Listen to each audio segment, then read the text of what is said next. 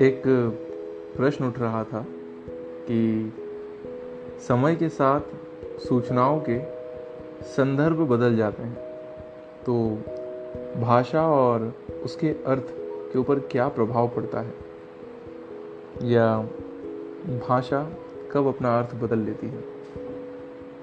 ऐतिहासिक अभिलेखों में कई तरीके की भाषाएं हमें मिल जाती हैं। ये भाषाएं भी समय के साथ साथ बहुत बदलती रहती हैं। जैसे मध्य युग की फ़ारसी और आज की आधुनिक फ़ारसी भाषा, दोनों को अगर कंपेयर करें तो दोनों अलग अलग लगती हैं। ये जो दोनों के अंदर भिन्नता है, ये भिन्नता केवल शब्द भंडार और व्याकरण की वजह से नहीं आई है। समय के साथ साथ शब्दों के मायने बहुत बदल जाते हैं।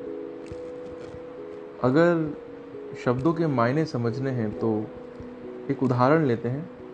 सबसे अच्छा शब्द हिंदुस्तान। आज हम इस हिंदुस्तान शब्द को आधुनिक राष्ट्र राज्य भारत के अर्थ में लेते हैं। 13वीं शताब्दी में जब फारस के इतिहासकार मिन्हास उल सिराज ने हिंदुस्तान शब्द का प्रयोग किया था, तो उनका तात्पर्य आज के भारत से नहीं था। उनका तात्पर्य था पंजाब, हरियाणा और गंगा यमुना के मध्य का जो क्षेत्र था, वे उसे हिंदुस्तान कहते थे। मिन्हास उल सिराज ने इस शब्द का राजनीतिक अर्थ में उन स्थानों के लिए प्रयोग किया था जो दिल्ली के सुल्तान के अधीन क्षेत्र में आते थे। सुल्तान के फैलाव के साथ साथ इस हिंदुस्तान शब्द के अंतर्गत आने वाले इलाके भी बढ़ते गए, परंतु हिंदुस्तान शब्द में कभी भी दक्षिण भारत प्रवेश नहीं कर पाया। अगर इसके उलट बात करें तो 16वीं सदी के प्रारंभ में बाबर ने हिंदुस्तान शब्द का इस्तेमाल इस भारतीय उपमहाद्वीप के भूगोल, पशु पक्षियों तथा यहाँ के लोगों की संस्कृति का वर्णन करने के लिए किया था। यह प्रयोग 14वीं शताब्दी के कवि अमीर खुसरो द्वारा प्रयुक्त किए गए एक शब्द था हिंद, उसके जैसा ही था, परंतु जहाँ भारत को एक भौगोलिक तथा सांस्कृतिक सत्व के रूप में पहचाना जा रहा था, वहीं हिंदुस्तान शब्द से वे राजनीतिक तथा राष्ट्रीय अर्थ नहीं जुड़ते थे जो हम आज जोड़ते हैं।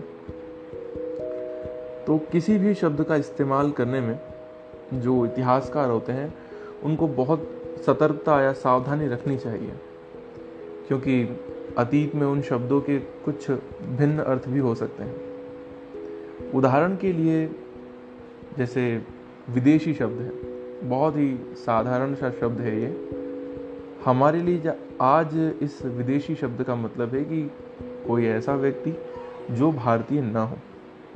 मध्य युग में किसी गांव में आने वाला कोई अपरिचित व्यक्ति जो उस गांव या संस्कृति का भाग न हो, विदेशी कहलाता था।